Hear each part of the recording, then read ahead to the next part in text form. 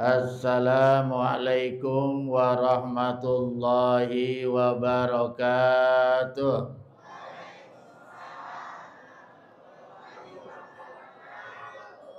Alhamdulillah. Alhamdulillahillazi asra bi abdihi lailan minal masjidil haram ilal masjidil aqsa. Asyhadu an la ilaha illallah wahdahu la syarikalah. Wa asyhadu anna sayyidana Muhammadan abduhu wa rasuluh. Allahumma salli ala sayyidina Muhammad wa ala alihi wa sahbihi ajmain. Qala Allah Ta'ala fi kitabihil karim. A'udzu billahi minasy syaithanir rajim. Subhanalladzi asra bi 'abdihi lailan minal masjidil haram ilal masjidil aqsa alladzi barakna haulahu linuriyahu min ayatina innahu huwas samiul basir. Bocah jangan ngomong apa? Ini giliran ustaz ngomong. Wa qala Rasulullah sallallahu alaihi wasallam. Ada yang selamat ya?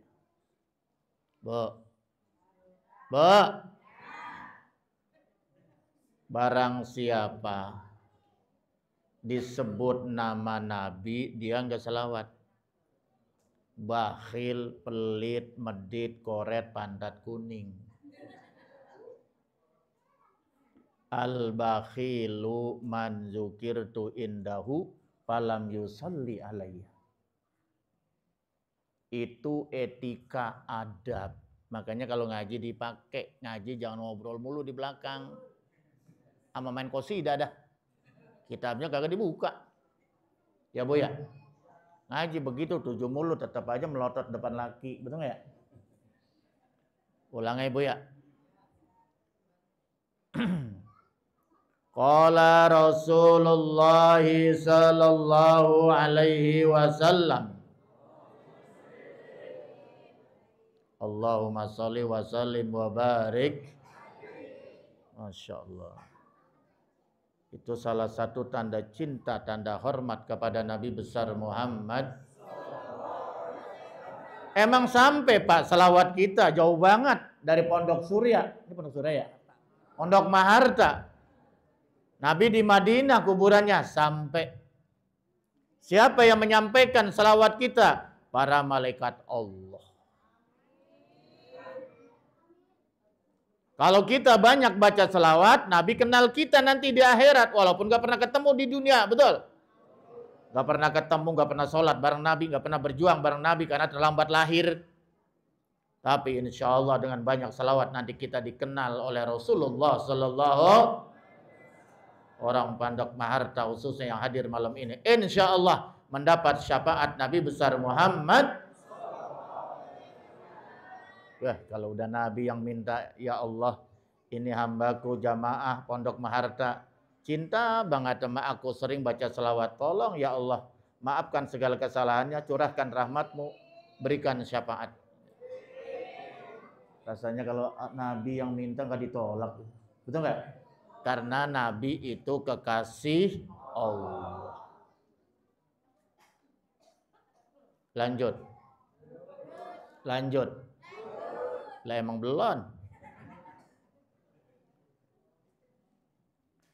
Awalu ma yuhasabu bihil abdu yaumal qiyamah as-shalah. Rabbi shrahli sadri wa yassirli amri wahlul 'uqdatam min lisani yafqahu qawli. Rabbi zidna ilman nafi'a warzuqni fahman jaida fil lail wan nahar Allahumma faqihni fid din wa alimni ta'wilah amma ba'du. Yang saya hormati Ketua Dewan Kemakmuran Masjid Al-Fath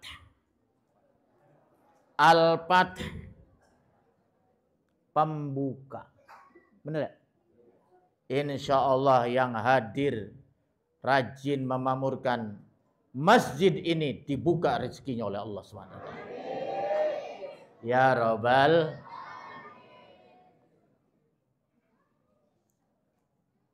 Yaitu Bapak Haji Abdur Rasyid.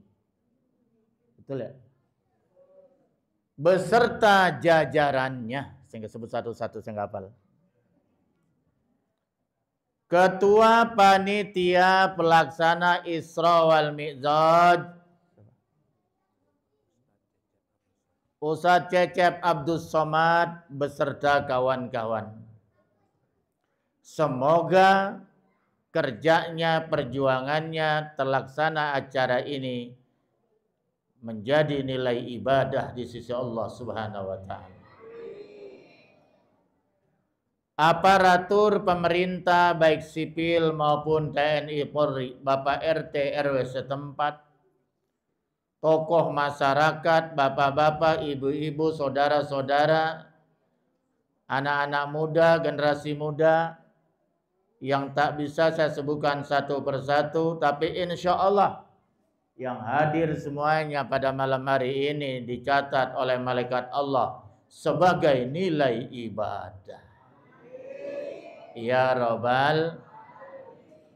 Disebut sama saya maka gak penting. Yang penting dicatat disebut oleh malaikat. Itu yang penting. Lanjut Bu. Kemana? Berbicara Isra wal Mi'raj.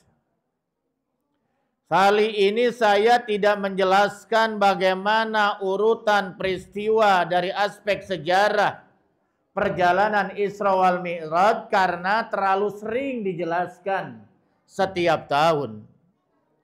Tapi saya akan mencoba menjelaskan hikmahnya saja, substansinya, agar kita bisa langsung amalkan, kita terapkan dalam rangka memakmurkan masjid tercinta ini. Setuju? Setuju? Lah, nggak setuju mas saya pulang. Tadi dalam surat Al-Isra ayat pertama, Allah berfirman, "A'udzubillahi minasyaitonir rajim. Subhanalladzi asra bi'abdihi lailam minal masjidil harami ilal masjidil." Saya ingin menjelaskan potongan minal masjidil haram ilal masjidil. Nabi diisrokan. Isra itu artinya perjalanan di malam hari. Atau lebih tepatnya diperjalankannya baginda Rasul oleh Allah dari Masjidil Haram ke Masjidil, itu namanya Isra, perjalanan darat, masih di planet bumi. Adapun Mi'raj, diangkatnya Nabi. Diangkatnya Nabi dari Masjidil Aqsa di Palestina, melintasi langit pertama, kedua, ketiga, keempat, kelima, sampai ketujuh. Saya juga sampai sekarang saya kagak ngeh mana langit pertama itu. Apalagi langit ketujuh. Ya. Kemudian ke Baitul Ma'mur, ke Sidratil Muntaha, berhadap langsung kepada Allah Subhanahu, menerima amanat sholat. Yang jadi masalah, kenapa Isra wal Mi'raj ini, khususnya Isra dari masjid ke masjid. Betul nggak? Kenapa Allah tidak mengisrokan Nabi minal kusur ilal kusur? Apa itu kusur? Qasrun. Tanah. Istri lagi lu kecil-kecil.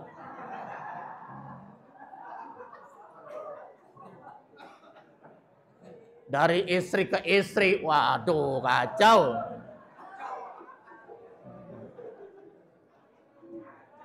Dari masjid ke masjid. Kenapa bukannya minal kusur ilal kusur? Padahal kalau Allah mau bisa saja Nabi diisrokan dari istana ke istana. Bocah, Neng, duduk, diam. Tidur nggak apa-apa, tidur lu mah. Emaknya tidur, gue jitak. Kenapa ini Nabi Muhammad diisrokan dari masjid ke masjid? Bukannya dari istana ke istana. Bukannya dari gunung ke gunung. Bukannya dari puncak ke puncak. Bukannya dari hotel ke hotel. Justru yang dipilih oleh Allah dari masjid ke masjid. Apa itu rahasianya itu? Ada apa gerangan di masjid itu? Malah waktu Rasulullah Sallallahu Alaihi Wasallam hijrah dari Mekah ke Madinah, yang pertama kali Nabi bukan membangun rumah, betul nggak? Nabi belum punya rumah, tapi Nabi tidak membangun rumah. Nabi numpang di rumah sahabat. Nabi tidak membangun kantor. Nabi tidak membantu macam-macam. Tapi yang dibangun adalah masjid. Masjid yang pertama dibangun oleh Nabi beserta para sahabat Muhajirin dan Ansor adalah Masjid Kuba. Sekarang alhamdulillah Masjid Kuba udah pindah ke Cipondoh. Di Royal 2. Iya. Ada juga di sini. Wah, hebat banget itu. Jam berapa datang dari Madinah itu? Ketua DKM-nya. Ini menandakan urgensitas masjid dalam Islam. Ini menandakan bahwa ahamiyatul masjid fil Islam. Betapa pentingnya kedudukan masjid di dalam Islam.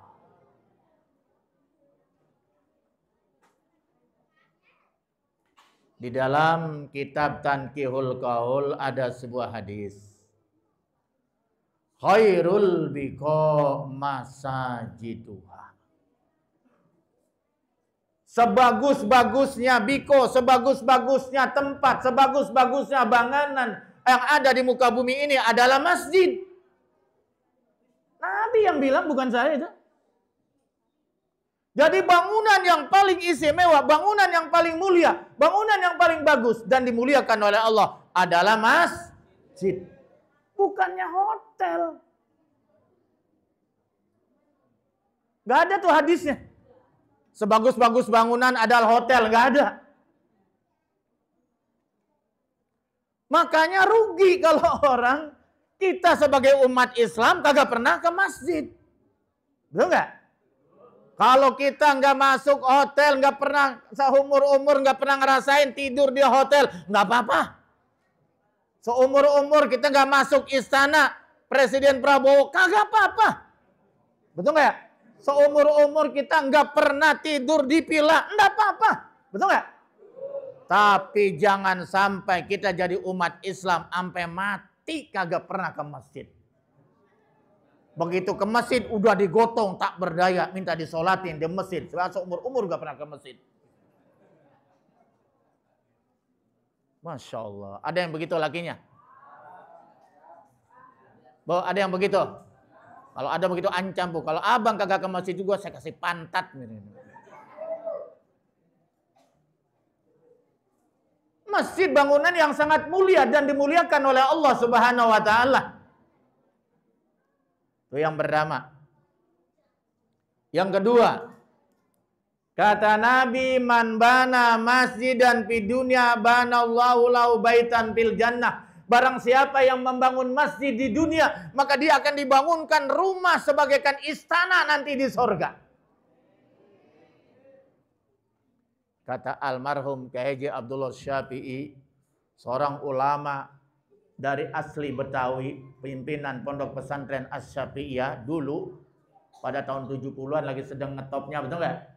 tahun 80-an masih ada radio Asyafiyah. Beliau mengatakan, kalau ada orang bangun masjid di depan biji mata kita, di samping rumah kita, jangan sampai tidak ikut. Walaupun hanya satu sak semen, walaupun hanya satu paku ada yang nempel di bangunan masjid, nanti jadi saksi di hadapan Allah Subhanahu wa taala. Sekarang ada enggak? Barang siapa yang membangun hotel, maka dia dibangunkan istana di surga. Ada enggak? Saya kagak nemuin tuh hadisnya. Barang siapa yang membangun rumah 2 lantai mewah, maka dia akan dibangunkan rumah nanti seluas istana di surga. Ada nggak begitu? Tidak ada. Tetapi barang siapa yang bangun masjid, maka dia akan dibangunkan rumah nanti di seluas istana di surganya Allah Subhanahu wa taala. Jadi kalau yang nggak pernah ikut bangun masjid, orang bangun masjid dia masa bodoh, tidak open, sampai kerja bakti aja ogah. Ada nggak yang begitu? Ada nggak? Nggak ada. Alhamdulillah. Saya takut nanti di sono selanang-selonong di surga nggak punya rumah. Mau begitu mau? Orang pada punya rumah, bagaikan istana, dia nggak punya rumah. Masya Allah, luar biasa. Oleh karena itu kita bersyukur nih pada malam hari ini kita berada di masjid. Karena masjid adalah baitun min buyutillah fil ard. Masjid adalah rumah Allah yang ada di muka bumi. Udah, jadi masjid adalah rumah Allah yang ada di bumi. Barang siapa yang pengen tahu rumah Allah di bumi, masjid. Barang siapa yang pengen masuk ke rumah Allah, masuk ke dalam masjid. Barang siapa yang pengen makmurkan rumah Allah, makmurkan, masuk ke masjid, sholat berjamaah. Karena itu rumah Allah. Barang siapa yang memuliakan rumah Allah, maka dia nanti dimuliakan oleh Allah Subhanahu wa ta'ala. Makanya masjid itu dimuliakan. Bukan hanya oleh Allah, kita pun disuruh memuliakan Kalau masuk masjid, kaki kanan dulu. Baca doanya. Allahumma ftahli abwaaba, minimal baca sholawat. Keluarnya kaki kiri, kemudian juga kita baca doa. Kalau masuk WC kaki kiri, keluar kaki kanan. Masuk masjid kaki keluar kaki kiri. Artinya apa? Di dalam masjid lebih baik daripada di luar masjid. Saking mulianya masjid, maka ada namanya adabul masjid. Betul nggak? Ada yang namanya adab masjid. Masuk pakai kaki kanan, kemudian baca doa. Sebelum kita duduk, dianjurkan sholat 2 rakaat. Namanya sholat tahiyatul masjid. Jangan main duduk-duduk aja. Betul nggak? Kalau ada kesempatan, sholat 2 rakaat. Sholat menghormati masjid. Iza dakhala ahadukum al masjidah fala yajlis hatta yusolli rakaatain. Barang siapa salah seorang dari kalian masuk ke dalam masjid, maka hendaknya dia jangan duduk sebelum dia sholat 2 rakaat. Sholat menghormati. Ada nggak sholat 2 rakaat menghormati istana? Ada nggak? Sholat 2 rakaat menghormati hotel? Ada nggak? Usolli sunatan litahiyatil hotel rakaataini lillahi ta'ala. Ada nggak? Gak pernah dengar, saya ngeliat di pikir nggak ketemu itu. Orang pantas. Lagi nggak ada tuntunannya. Tapi masjid, walaupun masjidnya belum rapi, masjidnya belum jadi, masjidnya sangat sederhana. Begitu masuk masjid, yang namanya masjid, dianjurkan sholat sunnah 2 rakaat. Dan itu adalah sunnah bernilai ibadah, bernilai pahala di sisi Allah Subhanahu wa ta'ala. Dan tidak ada di bangunan yang lain kecuali kecuali di Masjidil Haram. Kalau Masjidil Haram tidak disunahkan sholat tahiyatul masjid, tapi disunahkannya tawaf sunnah. Tawaf sunnah sebagai pengganti daripada tahiyatul itu karena saking istimewanya sholat Masjidil Haram. Yang kedua, begitu dia setelah duduk, dia sebelum zikir, baca Al-Quran dan sebagainya, sambil menunggu imam datang, dianjurkan dia niat i'tikaf. Dianjurkan niat ini udah niat i'tikaf belum ini? Belum. Ayo niat. Bismillahirrahmanirrahim. Nawaitul i'tikaf fi hadzal masjid madumtu lillahi ta'ala. Sajaku niat i'tikaf selama aku berada di dalam masjid karena Allah. Niat begitu dalam hati. Tidak ada.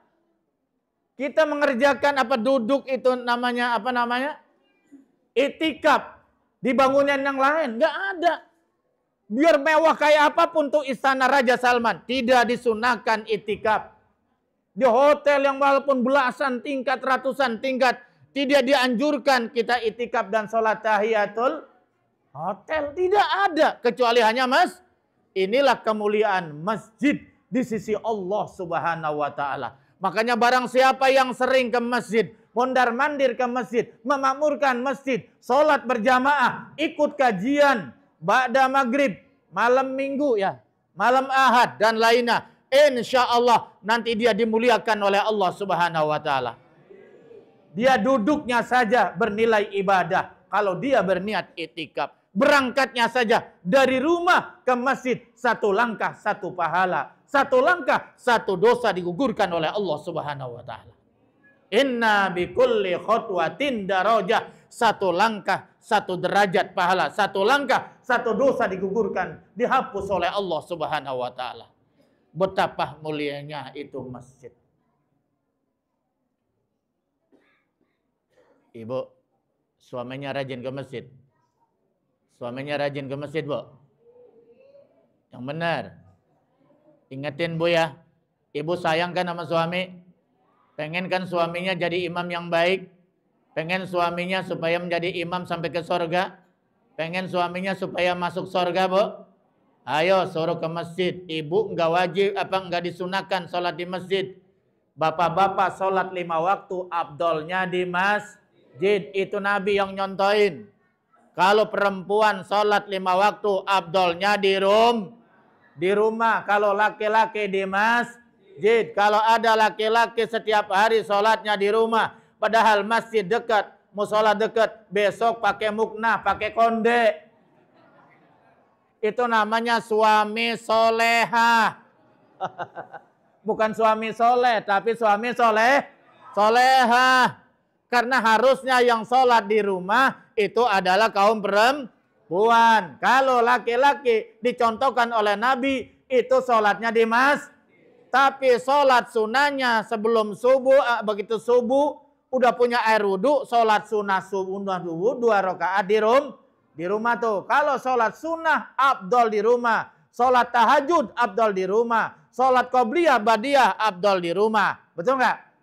Habis sholat sunnah 2 rakaat, sholat sunnah subuh, berangkat ke masjid, punya air wudhu. Air wudhunya dari rumah. Dari rumah dia dalam keadaan suci. Satu langkah, satu pahala. Satu langkah, satu dosa. Dihapus oleh Allah Subhanahu wa ta'ala. Alhamdulillah. Itu hebatnya luar biasa. Ya, Bu? Ibu sholat sunnah di rumah, subuh. Jangan ditinggal. Kalau belum bisa ngerjakan sholat sunnah yang lain, sholat sunnah subuh jangan ditinggal. Kata Nabi, rakaatal fajri khairu minad dunya wa ma fiha. Barang siapa yang mengerjakan sholat sunnah 2 rakaat, itu sholat sunnah fajar, maksudnya sholat sunnah subuh, maka itu pahalanya lebih bagus daripada dunia beserta isinya. Subhanallah. Makanya hidupnya sederhana di dunia, Bu. Sederhana di dunia. Tapi dia rajin sholat sunnah subuh 2 rakaat, maka dia nanti akan menjadi orang yang paling kaya nanti di akhirat insya Allah. Karena pahalanya khairum minad dunya wa ma fiha, lebih bagus daripada dunia beserta isinya. Emang kalau wudhu di mana, Pak? Di rumah. Afdolnya tuh ngambil air wudhu di rumah. Lah kemudian buat apa itu keran air di masjid? Itu air wakaf. Kalau kita batal, baru kita wudhu di masjid. masjid. Atau buat orang-orang yang mampir sholat. Tapi kita sebagai tetangga masjid, afdolnya ngambil air wudhu di rumah. Kok begitu Pak Ustadz? Ya, biar kita berangkat dari rumah dalam keadaan suci, punya wudhu, maka digugurkan dosa-dosa kita oleh Allah SWT. Itu namanya naklul akdam ilal masajid. Melangkahkan kaki-kaki kita ke masjid. Inilah yang bisa mengangkat derajat kita. Yang bisa menghapuskan dosa-dosa kita. Amin ya Rabbal. Mulai besok praktikan. Ya, begitu subuh kita sudah punya air wudhu. Ya, kita udah siap-siap tuh nunggu. Kita yang nunggu waktu. Jangan kita dikejar-kejar oleh waktu. Kita yang nunggu waktu sol. Begitu menjelang subuh kita ambil air wudhu. Kita gosok gigi dulu. Masa bangun tidur kagak gosok gigi, sholat, menghadap Allah bau comberan mulut. Malu. Menghadap Allah, sholat itu kan kalimatnya kalimat doa, kalimat zikir, betul nggak? Dan barang siapa yang sholat subuh dan aksar, itu semua bacaan-bacaannya disaksikan oleh para malaikat Allah. Setiap kalimat yang kita baca disaksikan oleh para malaikat Allah. Kita mengucapkan kagak gosok gigi, bau bejigong, bau kali di pinggir kali. Jangan, gosok gigi dulu yang bersih, ngambil air wudhu. Kemudian begitu azan, kita dengarkan suara azan, ikutin suara azan, ulangi kalimat azan seperti mana yang diucapkan oleh muadzin. Itu adabnya. Allahu Akbar, Allahu Akbar. Kita ngucapin apa? Allahu Akbar, Allah. Itu yang benar. Asyhadu an la ilaha illallah. Asyhadu anna Muhammadar Rasulullah. Asyhadu anna hayya 'alas shalah. La haula. As-salatu khairum minan naum. Sodakta wa bararta wa ana la zalika minas. Lah, kok enggak jalan ya? Ada yang hafal, ada yang kagak ya? Ulangi lagi. As-salatu khairum minan naum. Sodakta wa bararta wa ana ala zalika minas syahidin. Allahu Akbar, Allahu Akbar. La ilaha illallah. Terus baca apa? Allahumma rabba haji da'wati tamma salatil qa'imah ati sayyidana Muhammadanil wasila wal fadila darajar rafi'ah was'ul maqama mahmudal ladzi wa'adta innaka la tuhlibul mi'ad. Itu adabnya azan. Bukan orang azan malah narik selimut. Mana orangnya? Ada di sini. Narik selimut, abong-abong pengantin baru, nambah lagi mindo. Entar kan bisa, Neng. Entar aja habis sholat subuh, betul nggak? Sekarang sholat dulu. Abang jadi imam, saya di belakang. Entar habis sholat subuh, lanjut. Begitu nggak apa-apa. Masya Allah. Ada adabnya. Itu adabnya azan tuh begitu. Kita mengulangi apa yang diucapkan oleh seorang muazin. Baca doa. Barang siapa yang mendengar azan, dia tidak baca doa setelah azan, dia dicatat sebagai orang yang sombong di hadapan baginda Rasul Nabi besar Muhammad. Nauzubillah summa nauzubillah. Karena doa azan itu adalah doa menghormati doa untuk Rasulullah sebagai takzim kita, cinta kita kepada baginda Rasul Nabi besar Muhammad. Kalau kita cinta kepada Allah tapi tidak cinta kepada Nabi, tidak sah keimanan kita. Iman kepada Allah tapi tidak iman kepada Nabi, batal keimanan kita, betul gak? Asyhadu an la ilaha illallah, titik. Gak sah, harus dilanjut. Wa asyhadu anna Muhammadar Rasul. Namanya juga dua kalimat syahadat. Betul nggak? Kita nggak pernah kenal Allah tanpa Nabi Muhammad. Kita tidak kenal Islam tanpa Nabi Muhammad, Nabi besar Muhammad sallallahu alaihi wasallam. Makanya biar itu ibadahnya orang rada kurang. Ibadahnya masih rada kurang, tetapi dia cinta kepada Nabi.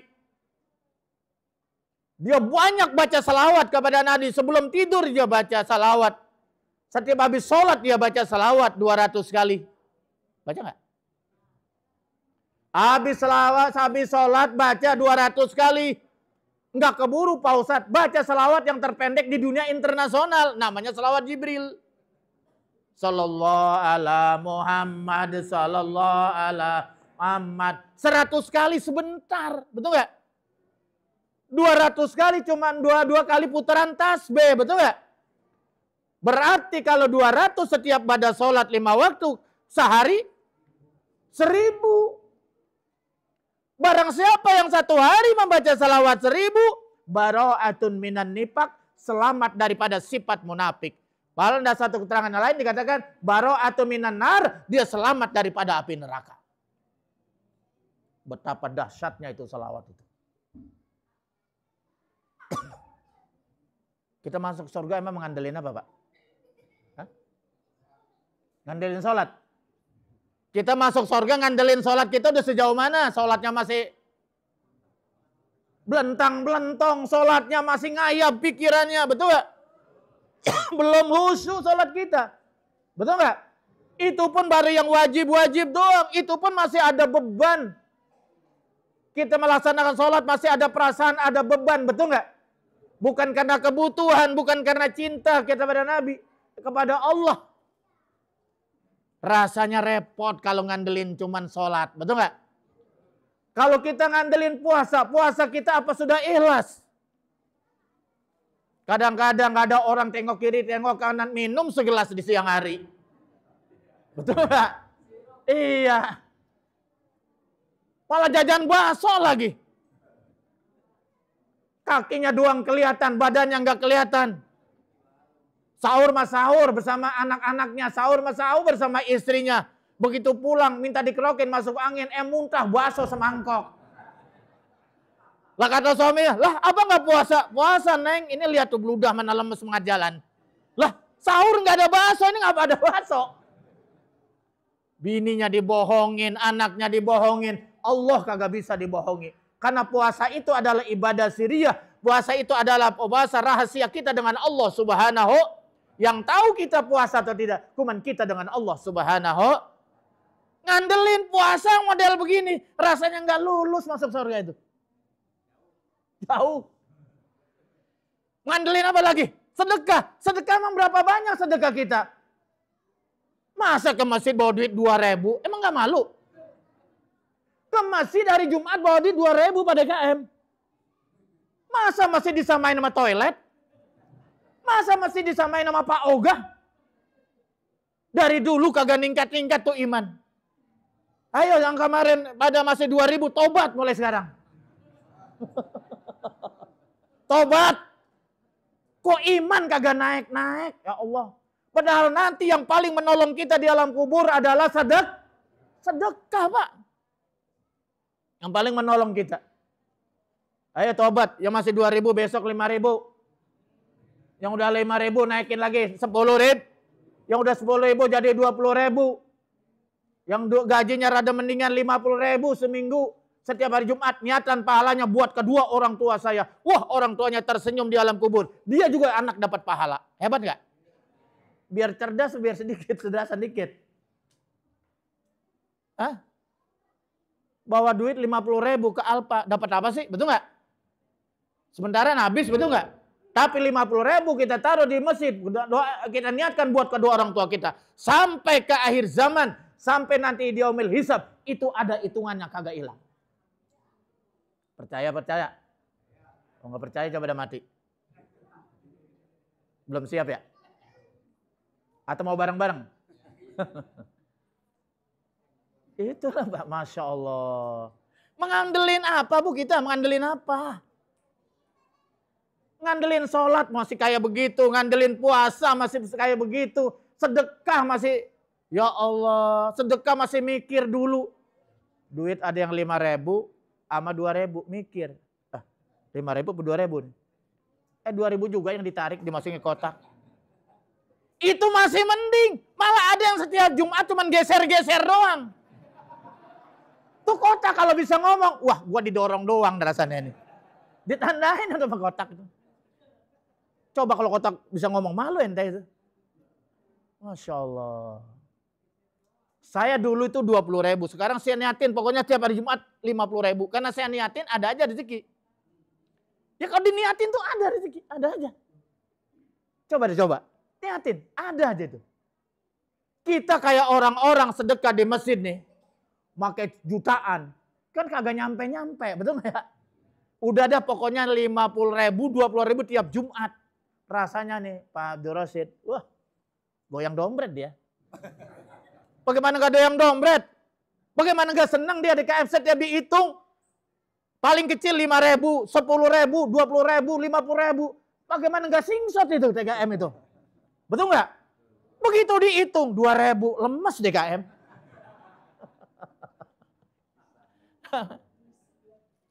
Bener. Cuman kagak ngomong aja tuh yang ngitung dan berbuat, betul nggak? Aduh gua males banget ngitung mana 2.000 lecek lagi. Menghina banget itu mah rumah Allah, masjid rumah Allah, menghina itu. Mana masuk surga lagi. Masya Allah. Allah Akbar, Allah Akbar. Ya. Makanya nanti manusia masuk surga bukan karena amalnya. Bukan karena ibadahnya. Kalau karena amalnya, ibadahnya, kagak lolos kita. Percaya nggak? Ada sebuah berita namanya Asam Iyad. Nika Abdul Syafi'i almarhum Allah yarham. Beliau sering menceritakan kisah ini. Ada seorang ahli ibadah, abid bu, ahli ibadah. Gak tahu ibu ahli ibadah apa ahli ngomongin orang, saya gak tahu. Mudah-mudahan ahli ibadah, amin. Itu karena dia bangga dengan ibadahnya yang begitu banyak. Bukan hanya wajib malah yang sunnah. Akhirnya ketika dia memasukkan surga, Allah bilang gini sama malaikat, hai malaikat, hambaku ini yang ahli ibadah, masukkan ke dalam surga, birahmati, atas rahmatku. Gak dihitung amal ibadahnya. Gak di-open sama Allah amal ibadahnya. Masukkan saja atas rahmatku. Gak dilihat amal ibadahnya. Protes dia. Ya Rabb, saya gak bangga masuk surga cuman atas rahmatmu. Mana amal ibadah saya? Mana puasa saya? Mana sedekah saya? Mana tahajud saya? Oh, mau hitung-hitungan. Oke, malaikat hitung. Nikmatku yang telah kuberikan kepada dia. Copot matanya sebelah. Mata doang sebelah. Nikmat mata doang sebelah dicopot. Ayo dah hitung-hitungan sama Allah. Bisa ente bikin mata. Nikmat matanya dicopot sebelah, ditimbang. Ditimbang itu nikmat mata. Sebelah lagi amal ibadahnya yang dia kerjakan bertahun-tahun yang dia banggakan. Jomplang Pak, lebih berat nikmat mata itu. Kagak kebayar baru sebelah mata. Belum bagaimana kalau dua mata. Bagaimana nikmat kaki. Belum bagaimana nikmat tangan. Belum bagaimana nikmat umur. Nikmat kesehatan. Ayo. Sebetulnya kita belum banyak bersyukur. Belum kita. Makanya nanti manusia masuk surga kata Nabi. Itu atas rahmat Allah. Termasuk Nabi sendiri. Cuman kan Nabi mau udah dijamin. Kita siapa yang jamin? RT. RT aja bingung. RW aja bingung masuk surga apa kagak. Ustadz lagi. Banyak tanggung jawabnya. Betul nggak? DKM juga masih mikir. Makanya nanti manusia itu masuk surga karena rahmat.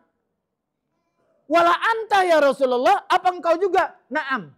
Wala ana. Illa ayatagamanallahu birahmah. Kecuali Allah mencurahkan rahmatnya kepadaku. Nabi aja begitu, apalagi kita. Emang kita siapa? Kenapa pada diam?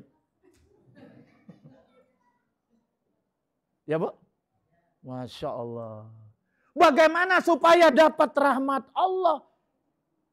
Makanya ada pertanyaan begini. Untuk apa kalau begitu Pak Ustadz kita sholat? Kalau masuk surga bukan karena amal ibadah. Untuk apa kita puasa? Kan kita pengen tahu juga jawabannya, betul nggak? Untuk apa kita sedekah? Untuk apa kita haji? Untuk apa kita baca Quran? Said Muhammad Ramadan menjawab dalam kitabnya, yaitu adalah untuk menarik rahmat Allah. Jadi kita amal ibadah ini laksanakan aja udah amal ibadah kita sesuai dengan kemampuan. Perbaiki, ikut ngaji supaya lebih baik sholatnya, lebih baik puasanya, lebih baik ibadahnya, betul nggak? Tujuannya apa? Bukan karena pengen masuk surga, bukan sebagainya, bukan. Supaya Allah mencurahkan rahmatnya. Kalau kita ibadah kan Allah senang sama kita. Kalau Allah senang dicurahkan rahmatnya. Kalau Allah sudah merahmati, Allah sudah nggak ngelihat lagi kekurangan kita. Betul nggak? Kalau ngelihat kekurangan kita repot. Karena Allah sudah redho sama kita, Allah sudah demen sama kita. Sudah Allah rahmati saja. Sudah masuk surga kau atas rahmatku. Aman, betul nggak? Ditambah lagi syafaat Nabi. Wah, ini yang penting. Begitu ditimbang amal ibadah kita antara surga dan neraka. Kan kacau itu. Timbangan meneng aja. Ke kiri kagak, ke kanan kagak. Kalau kiri mah ketahuan masuk neraka. Kalau ke kanan ketahuan masuk surga, betul gak? Ashabul yamin, ashabus simal. Kan begitu ya di surat Waqiah, betul gak? Kan cuma ada 2 golongan nanti di akhirat. Emang mau kemana kita? Ada ashabul yamin, ada ashabus. Ada golongan kanan surga, ada golongan kiri. Makanya ibu kalau lagi nyuci tangan tuh wudu niat, ya Allah, jangan kau berikan catatan amalku nanti di yaumil hisab melalui tangan kiri, tapi berikanlah tangan kanan. Begitu kalau lagi nyuci tangan. Begitu enggak? Kagak. Kagak. Kalau lagi nyuci kaki, ngomong dalam hati enggak apa-apa, ya Allah. Nanti di saat meniti jembatan Siratal Mustaqim, jangan kau tergelincirkan kedua kakiku, ya Allah. Karena di bawahnya api neraka. Surga adanya di ujung sono, jembat dulu. Ngomong nggak begitu kalau nyuci kaki? Kagak, kagak. Ya Bu ya, ngomong mulai ntar besok ya. Ngomong begitu. Pakai bahasa kita aja udah, ini nggak susah, bahasa Arab susah. Ya Bu. Nanti di akhirat tuh manusia sangat membutuhkan rahmat Allah. Manusia sangat membutuhkan syafaat Nabi besar Muhammad. Apalagi sayang sudah pala 6, susah tidur. Saya takut tiba-tiba datang malaikat Israel menyabut nyawa. Mikirin ke situ enggak? Pak DKM? Kagak. Lo kan mikirin janda udah tua. Masa udah kayak gini masih mikirin janda mau tidur? Pikirin nama malaikat maut datang ke malam ini.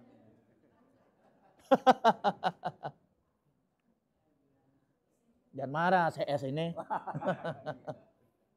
Mau saya ajarin supaya malaikat Israel kagak datang.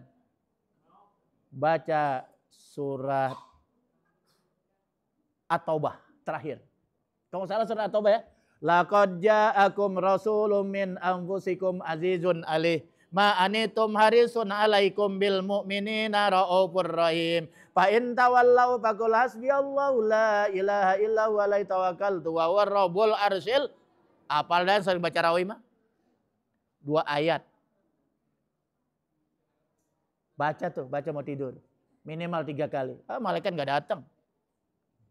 Mundur lagi tuh malaikat Israel. Kalau dibaca itu nggak jadi. Tapi kalau udah takdir Pak Ustadz, aku udah takdir mah dibikin lupa kagak baca. Dibikin lupa sama Allah nggak bisa baca. Udah takdir nyampe mah. Apa nggak? Udah ntar cari aja ya.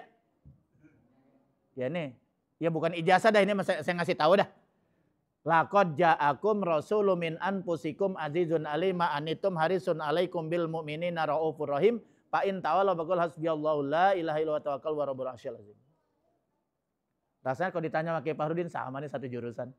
Tapi banyak manfaatnya bukannya termasuk jaga diri. Ya Pak? Surat apa? At-Taubah. 2 ayat terakhir. Nah kalau habis sholat tuh baca 3 kali Bu. Berapa kali Bu? Habis sholat baca 3 kali juga. Laqad ja'akum rasulun min anfusikum. Ya Bu ya. Terus baca salah, terus ditutup. Sallallahu alaika ya Muhammad. Itu pahalanya bukan hanya rezeki. Tapi nanti kalau mati dituntun tangan kita oleh Nabi besar Muhammad. Pengen begitu? Pengen begitu? Ya, pengennya dituntunnya sama janda. Ya, Masya Allah. Sampai di mana itu dia? Hah? Makanya mumpung masih hidup, mumpung masih ada kesempatan, belum asam urat, belum apa lagi? Belum stroke, ayo ke masjid. Ke masjid darimu masih muda, sampai tuh jangan ke masjidnya nunggu tua. Kok masih nunggu tua? Cuman pengen doang, nunggu pensiun. Ya kalau umur sih sampai, tapi udah di kursi roda. Udah di kursi roda, baru pengen ke masjid. Emang kemarin ke Menong.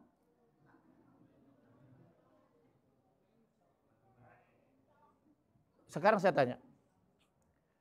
Orang beriman, kalau sudah mati, rumah terakhirnya di mana? Di mana? Enggak di dunia maksudnya. Orang meninggal dunia, kalau terakhir rumah yang dia singgahnya yang terakhir di mana? Masjid. Gua ubur lagi. Orang bilang di dunia. Siapapun orangnya, preman pun sekaligus, walaupun dia itu tidak pernah ke masjid. Kalau masih mati dia, pasti dia berpesan kepada suaminya. Tolong kalau saya mati, sholatkan di masjid, jangan di jalanan. Kan kagak tega DKM juga. Biar kagak pernah ke masjid juga, ilok disolatin di jalanan, pinggir kali. Kan gak tega, betul gak?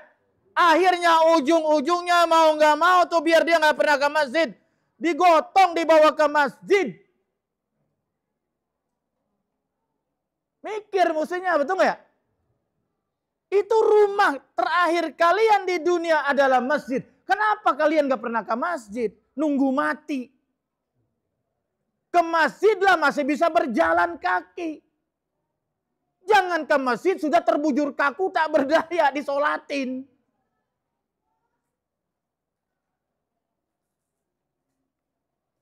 Kenapa jadi sepi begini ya? Bukan saya bingung. Ini khusyuk apa marah sama saya? Lah, saya mah sayang sama Bapak. Betul gak? Saya nasihatin diri saya sendiri. Betul gak? Sama Bapak sekalian supaya kita masuk surga bareng-bareng. Emang masuk surga sendiri enak? Kagak enak. Betul gak? Suaminya doang masuk surga. Atau istrinya doang masuk surga. Suaminya kagak. Kan gak enak. Betul gak? Bagaimana enggak istrinya doang masuk surga? Giliran sedekah, lu aja dah, Bu. Sedekah sih makin nitip sama bini. Giliran ngaji, udah ibu aja wakilin. Lah lakinya kagak ngaji, enggak ke masjid. Giliran dihisap yang masuk surga, bininya lakinya kagak ada. Sadarlah wahai kaum laki-laki. Allahu Akbar. Bareng-bareng. Suaminya masuk surga, istrinya masuk surga, anaknya nggak masuk surga, enak nggak? Mantunya nggak masuk surga, enak nggak? Kagak enak. Lah kita di surga, anak kita lagi dibelenggu di neraka. Nauzubillah min. Makanya sebagai suami harus jadi supir yang benar, jadi imam yang benar. Jangan jadi imam, jadi supir, badung banget, apa aja ditabrakin orang. Jangan, jadilah supir yang benar. Bininya jadi kondektur. Ayo, surga, anakku mana anakku, ayo sholat, ayo ngaji, anakku mana, ayo. Hah? Subuh, sholat subuh, begitu nggak? Ajak, lah kita doang sholat subuh, anak nggak dibangunin. Dibangunin, Bu. Siram.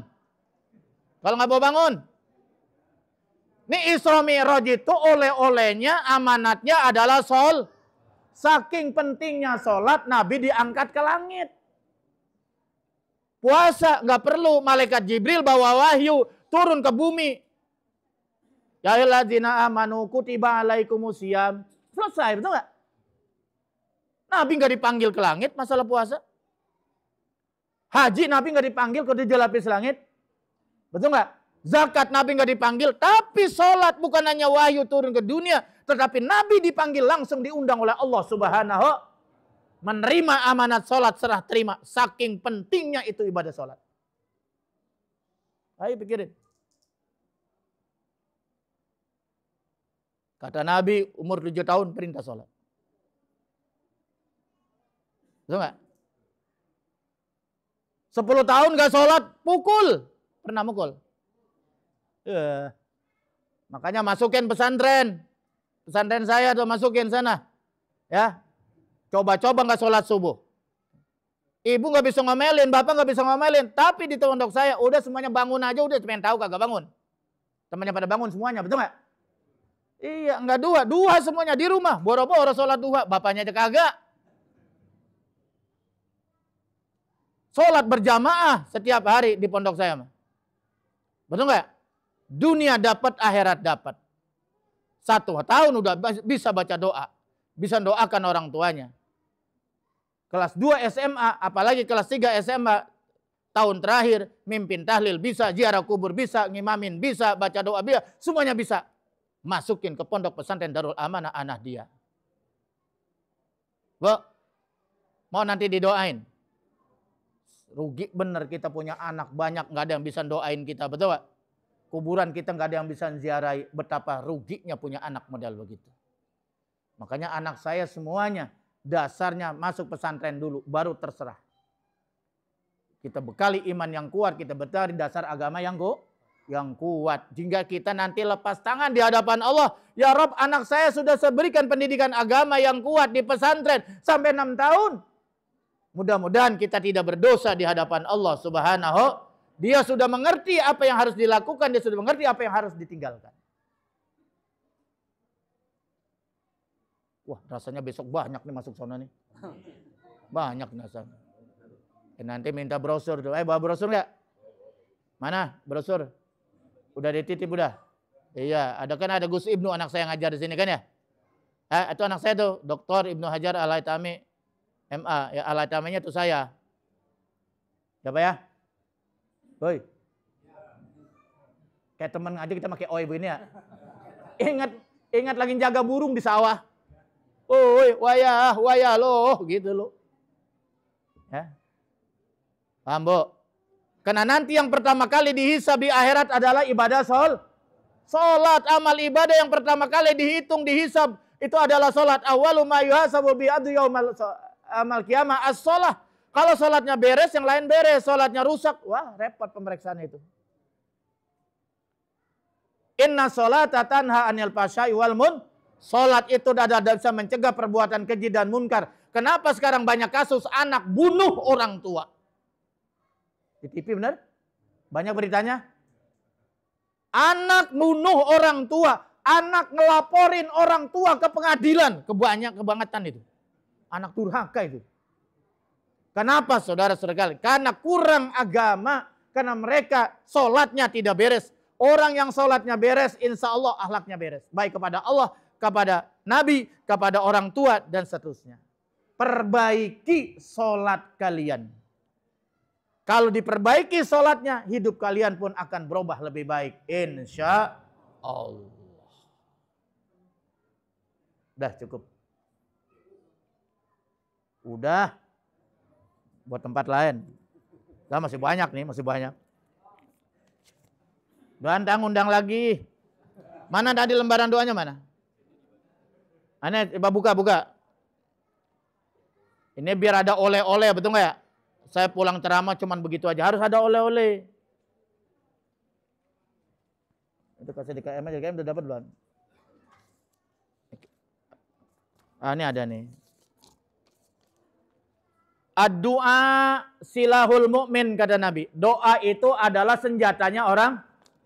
Jadi kalau pengen senjata supaya kita selamat dunia akhirat, maka senjatanya doa. Jangan bawa senjata api, ditangkap polisi. Tapi kalau doa kita baca, insya Allah Allah yang jaga langsung. Amin. Yang pertama, ini doa yang harus banyak dibaca di akhir zaman. Ini sudah akhir zaman. Tanda-tanda kiamat semakin besar, semakin banyak. Yang pertama, ini kecil banget ini ya, harus diperbesar ini. Ini kalau ibu masih ngelihat nggak ini ya? Doa mohon perlindungan dari azab kubur. Udah, kalau azab kubur pintu akhirat pertama itu azab. Pintu akhirat ada 2. Satu pertama alam kubur, kedua alam akhirat nanti setelah kiamat. Sebelum kiamat, setelah mati namanya itu alam akhirat pintu pertama. Namanya alam barzah. Nah, kalau selamat di alam barzah, alhamdulillah. Mudah-mudahan nanti di alam akhiratnya babak keduanya selamat. Amin. Jadi yang pertama minta perlindungan dari azab kubur. Yang kedua dari azab neraka jahanam. Ini neraka yang paling kejam. Yang ketiga fitnah kehidupan dan kematian. Banyak orang hidup banyak fitnah. Mau mati masih ada fitnah. Nauzubillah min. Yang keempat, serta fitnah Dajjal. Diselamatkan dari fitnah Dajjal. Sekarang Dajjal banyak, tapi masih cucunya, yaitu handphone. Ya. Ayo baca. Bismillahirrahmanirrahim. Allahumma inni a'udzubika min azabil qabri wa azabi nari jahannam wa min fitnatil mahya wal mamat wa min syarri fitnati masihid dajjal. Ini kalau ibu-ibu di pengajian saya, pengajian ibu-ibu yang saya ajar setiap hari Rabu pagi udah hafal semua. Allahumma inni a'udzubika min azabil qabri wa azabin nari jahannam wa min fitnatil mahya wal mamat wa min syarri fitnati masihid dajjal. Baca Bu setiap hari sampai apa paling 2 hari gua hafal. Ya, setiap sholat baca. Cuman bacanya ini yaitu setelah tahiyat akhir.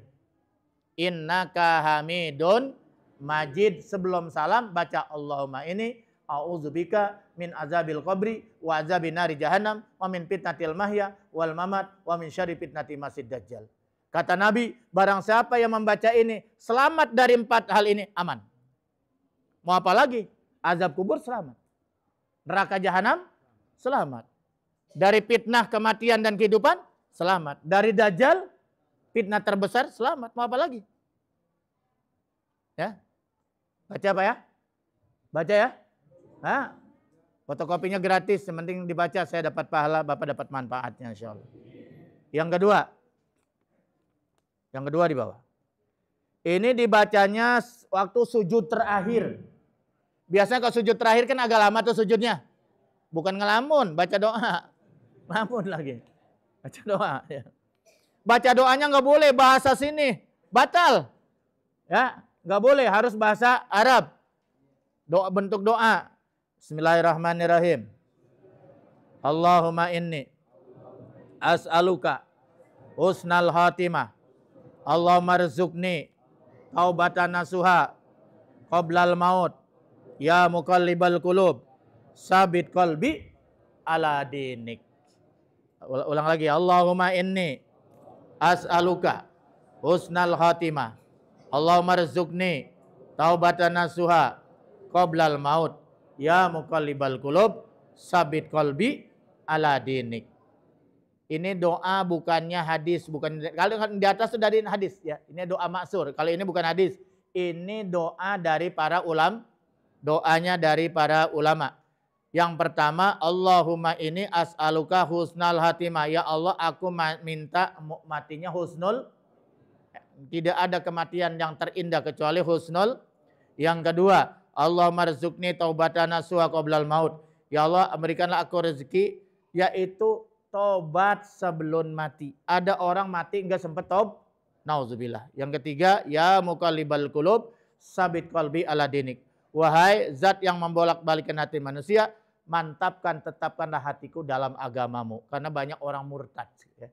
Kalau baca agama ini, insya Allah dijaga iman kita, agama kita. Amin. Yang terakhir, yang 3. Ini kalau kita baca 3 kali, kita tiup ke air, jadi obat. Paham Bu? Kita baca nih, Bismillahirrahmanirrahim la yadurru masmi syai'un fil ardi wala fis sama wa huwas samiul. Ini di roti pada ya. Kita tiup, ini dari Nabi ya. Ini doa kita tiup, baca 3 kali, tiup dengan lembut ke air, air jadi obat. Kalau ada racun, racun jadi tawar, insya Allah. Tapi jangan dicoba-coba, cobain racun, aku bacain doa, insya Allah mati. Kalau begitu mah, soalnya mah direncanain sih. Oh, jangan, nggak boleh begitu. Yang kedua, misalnya bapak ibu mau naik motor, naik mobil, naik pesawat juga ya? Ya, pokoknya kita mau bepergian, mau jalan kaki kek, mau naik motor kek, mau sepeda listrik kek, ya, mau bawa mobil kek, pokoknya baca 3 kali. Berapa kali?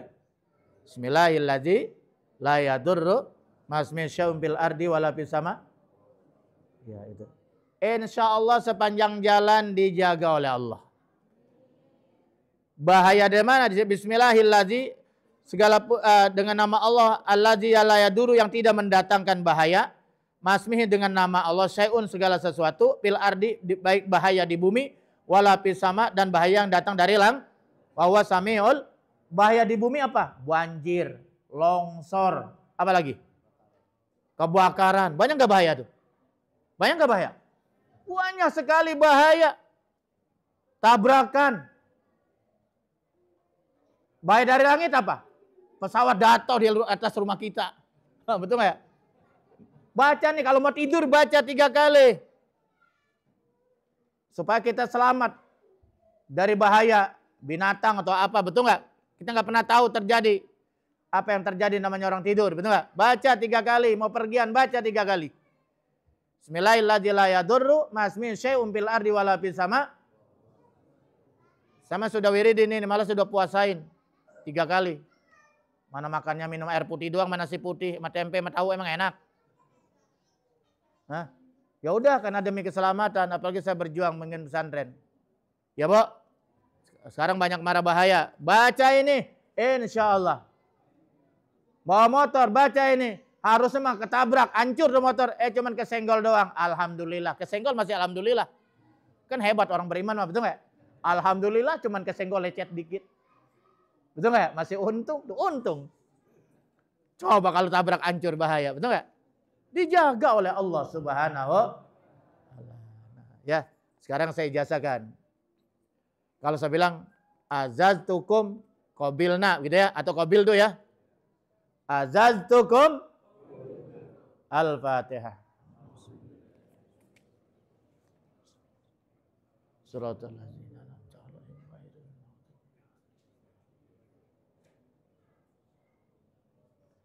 Ini saja yang dapat saya sampaikan ya. Ini yang pertama ta'aruf, mudah-mudahan bukan yang terakhir. Kita panjang umur bisa ketemu lagi insyaallah. Ya, mari kita baca Fatihah. Mudah-mudahan kita yang hadir pada saat ini diberikan panjang umur, sehat walafiat, sehingga bisa memasuki bulan suci Ramadan. Nah, nanti di bulan nisfu Sa'ban itu ada namanya malam nisfu Sa'ban. Amal ibadah kita diaudit, dihitung, diangkat ke langit sama 1 tahun. Insya Allah amal ibadah kita diterima, disempurnakan oleh Allah Subhanahu Wa Taala. Makanya banyak baca doa bulan Rajab. Allahumma barik lana fi Rajaba wa Sa'bana wa baligna Ramadana waghfir lana dzunub. Tiap habis sholat baca. Mudah-mudahan kita diberikan keberkahan di bulan Rajab, keberkahan di bulan Sya'ban. Allah sampaikan umur kita memasuki bulan suci Ramadan. Al-Fatihah. A'udzubillahi minasyaitonirrajim. Bismillahirrahmanirrahim. Alhamdulillahirabbil alamin arrahmanirrahim maliki yaumiddin. Iyyaka na'budu wa iyyaka nasta'in shiratal mustaqim. Shiratal ladzina an'amta 'alaihim ghairil maghdubi 'alaihim waladdallin. Sekian wallahu muwaffiq ila aqwamit thoriq. Assalamualaikum warahmatullahi wabarakatuh.